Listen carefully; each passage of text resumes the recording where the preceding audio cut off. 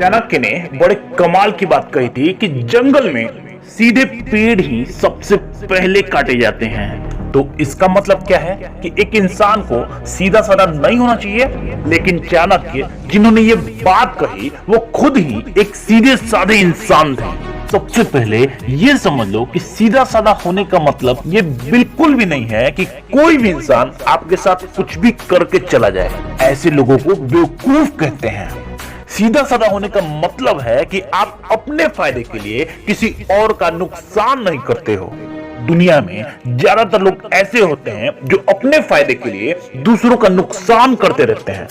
अगर कोई भी इंसान अपने फायदे के लिए आपका नुकसान करता चला जा रहा है और आप कुछ नहीं कर रहे हो तो आप बेवकूफ हो, सीधे साधे नहीं हो। चाणक्य से अगर आप एक बात सीख सकते हैं तो वो ये है कि कभी भी अपने फायदे के लिए उन्होंने किसी का नुकसान नहीं किया।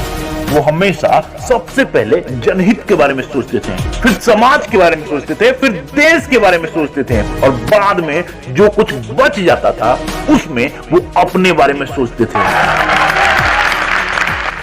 एक बार एक चीनी नागरिक चाणक्य से मिलने आया। चाणक्य उस समय अपनी कुटिया में कुछ लिख रहे थे। जैसे ही वो चीनी नागरिक कुटिया के अंदर आया, चाणक्य ने एक दूसरा दिया जलाया और पहले वाले को बुझा दिया।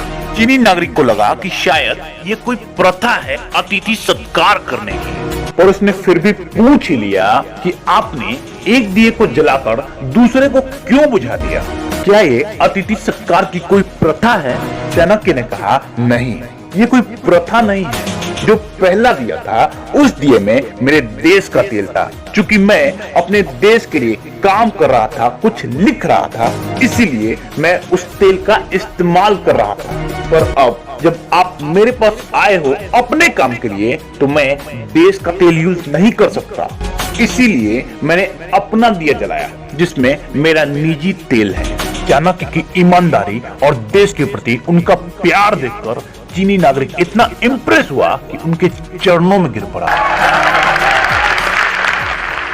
एक और घटना है चाणक्य के जीवन की, जब उनसे एक यूनानी राजदूत मिलने आया था।